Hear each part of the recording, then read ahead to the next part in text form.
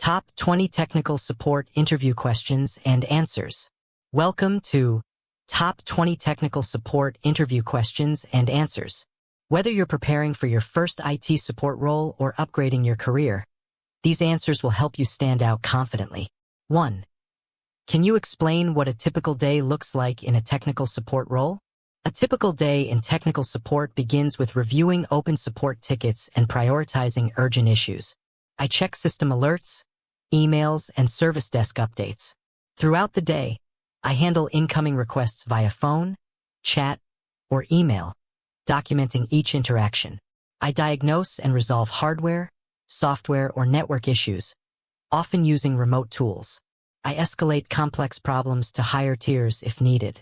Communication with users is key, ensuring they're updated. I may also perform system maintenance, install updates, and write documentation or reports. My goal is to maintain uptime and ensure user satisfaction with prompt, effective solutions. 2. How do you prioritize multiple support requests under pressure? I prioritize support requests by assessing severity, impact, and urgency. Critical issues affecting multiple users or core business operations are handled first. I use ticketing system tools to flag and categorize tickets appropriately. Communication is essential. I inform users of estimated wait times and updates.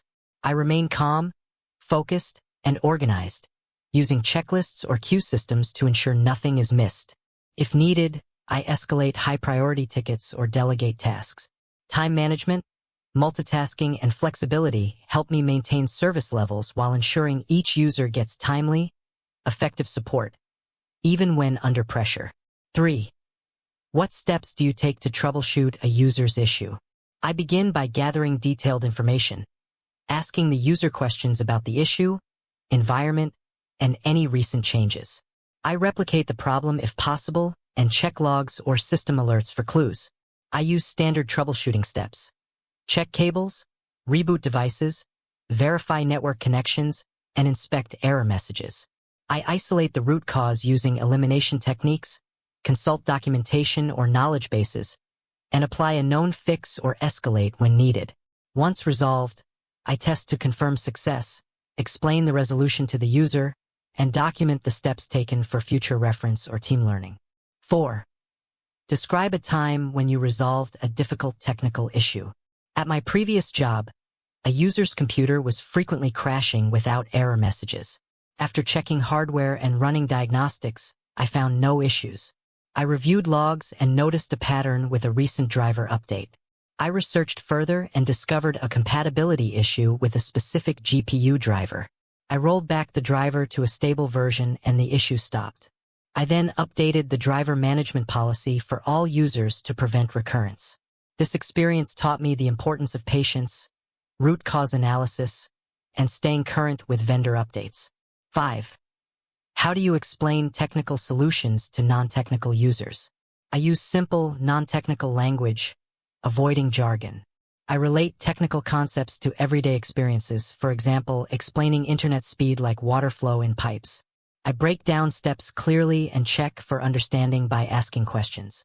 Visual aids or screen sharing can help reinforce explanations. I remain patient and respectful, adjusting my approach based on the user's comfort level. My goal is not just to fix the problem, but to empower the user to understand what happened and how to avoid it in the future. Clear, empathetic communication builds trust and improves user satisfaction. 6. What operating systems are you most comfortable supporting? I am most comfortable supporting Windows, 10.11, macOS, and basic Linux distributions like Ubuntu. I have hands-on experience with Windows Active Directory, group policy settings, and system recovery tools. With macOS, I've supported user profiles, network settings, and device management through MDM. I can navigate Linux for basic administration tasks, such as installing packages, managing permissions, and configuring network settings. I understand file systems, system logs, and command line tools across all 3 platforms. My versatility allows me to troubleshoot across environments efficiently and support mixed device workplaces. 7. How would you handle a frustrated or angry customer? I stay calm, listen actively, and let the customer express their frustration without interrupting. I acknowledge their concerns and show empathy by saying something like, "I understand how frustrating this must be." I avoid technical jargon and focus on clear, helpful communication. I assure them that I will do everything possible to resolve the issue promptly. If needed, I escalate the issue to ensure faster resolution. After resolving the issue, I follow up to confirm their satisfaction. My approach is grounded in patience, professionalism, and a commitment to turning a negative experience into a positive one. 8. What is the difference between a router and a switch? A router connects multiple networks and directs data between them, often linking a local network to the internet. It assigns IP addresses and manages traffic using routing tables. A switch, on the other hand, connects multiple devices within the same network and forwards data to the correct device using MAC addresses. While routers operate at the network layer, Layer 3, switches work at the data link layer, Layer 2. In simple terms, a router helps your devices talk to the outside world, while a switch helps them talk to each other inside your network. 9. Describe how DNS works in simple terms. DNS, Domain Name System, acts like the Internet's phone book. When you type a website name like www.example.com into a browser, DNS translates the human-friendly name into a machine-readable IP address, like 192.0.2.1. This translation process happens through a series of DNS servers, starting with your local resolver and moving up through root, TLD, and authoritative servers. Once the IP is found, your browser connects to the site server to load the page. DNS makes it easier for users to access websites without memorizing complex numerical addresses. 10. What tools have you used for remote desktop support? I've used remote support tools like TeamViewer, AnyDesk, Microsoft Remote Desktop, LogMeIn, and Chrome Remote Desktop. These tools allow me to securely access users' machines, view their screens, control the mouse and keyboard, and troubleshoot issues directly. I also have experience with enterprise-grade solutions like Bomger, BeyondTrust, and ConnectWise Control. These tools help in diagnosing problems efficiently, installing software, configuring settings, and providing live support while communicating with users through chat or voice. I ensure sessions are authorized and always prioritize security and privacy during remote access. 11. How do you stay updated with the latest technical trends? I stay current by reading tech blogs, TechCrunch, Wired, subscribing to newsletters, Microsoft, Cisco, Tech Republic, and following industry forums like Spiceworks and Reddit IT communities. I regularly watch YouTube channels focused on tech tutorials and attend webinars or training from vendors like Microsoft or CompTIA. I also take online courses on platforms like Coursera and Udemy to upskill in areas like cybersecurity or cloud computing. Staying informed helps me provide better support, adapt to new tools, and anticipate emerging challenges in tech support environments. 12. What's the difference between TCP and UDP? TCP, Transmission Control Protocol, is a connection-oriented protocol that ensures reliable data delivery. It uses error checking, acknowledgements, and retransmission to make sure all data packets arrive in the correct order.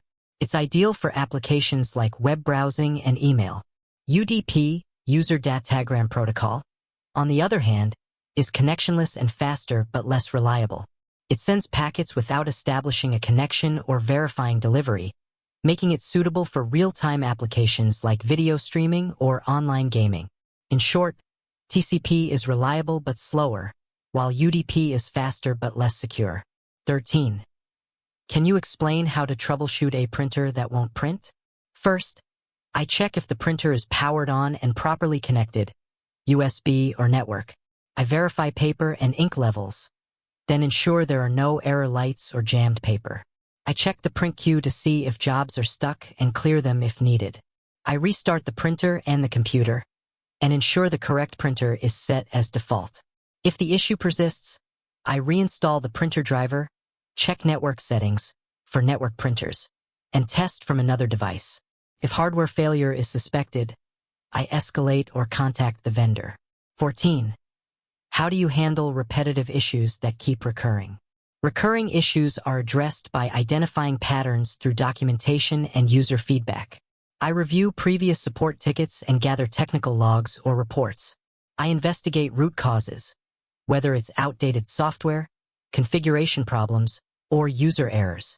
If necessary, I collaborate with higher-tier support or engineering to develop a permanent fix. Once resolved, I update documentation, share findings with the team, and educate users to prevent recurrence. For example, if a recurring software crash is fixed by updating drivers, I ensure the update is rolled out organization-wide. 15.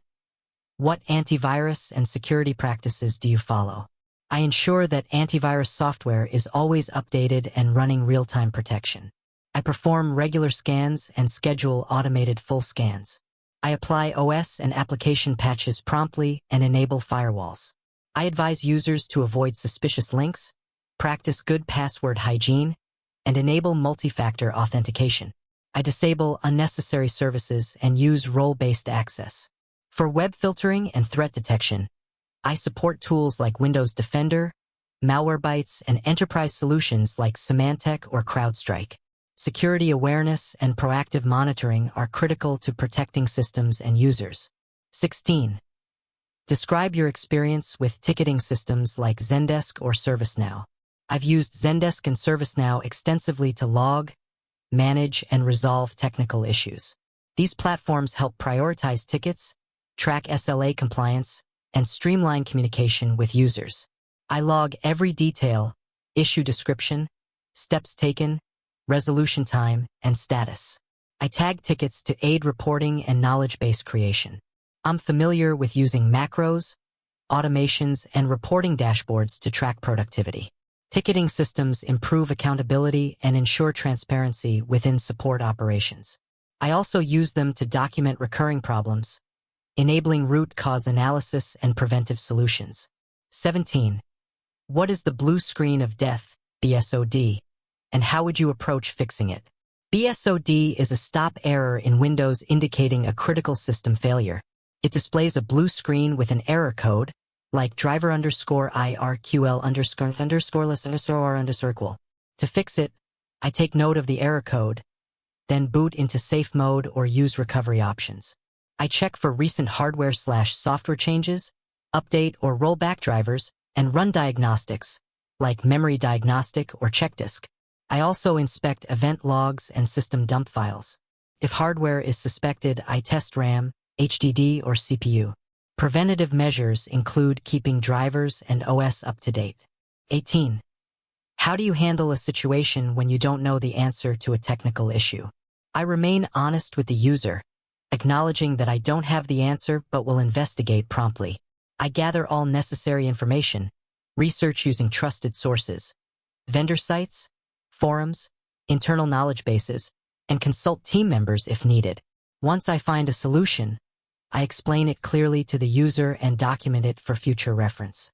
I view unknown issues as learning opportunities, and my approach ensures that the user still feels supported while I work toward resolution. 19. What is safe mode, and when would you use it?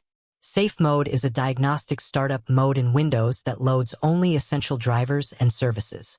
It's used to troubleshoot issues caused by software, drivers, or system settings. If a system crashes or won't boot normally, safe mode helps isolate the problem by running the OS in a minimal environment. I use it to uninstall problematic software, roll back drivers, scan for malware, or perform a system restore. It's a vital tool for resolving persistent issues that don't occur under normal startup conditions.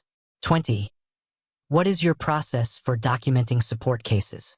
My documentation process involves capturing all relevant details from the start: the issue reported, system/environment details, troubleshooting steps taken, resolution, and time spent. I use structured formats in ticketing systems for consistency.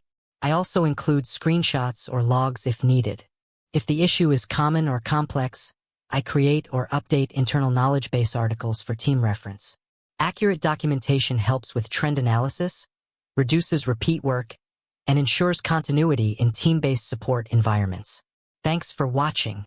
If you found these technical support interview questions helpful, don't forget to like, comment, and subscribe for more career-boosting content. Good luck with your interview journey.